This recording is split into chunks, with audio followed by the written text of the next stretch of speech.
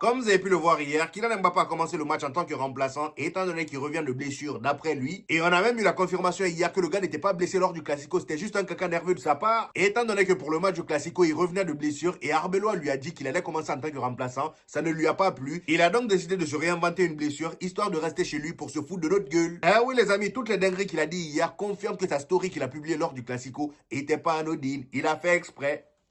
Et il a fait exprès pour nous chier dessus. Voilà. Il a fait exprès et après le Classico, comme par hasard, il est rétabli, il revient. Et là, pour le match face à Oviedo, dernier du championnat, Arbeloa également se dit, bon mon ami, tu m'as dit que tu étais blessé lors du Classico, donc là, normalement, tu peux pas être apte à jouer 90 minutes. Et étant donné que ça fait même pas une semaine, ce qui est totalement logique d'ailleurs, sauf que non, pour Kylian Mbappé, ce n'est pas logique.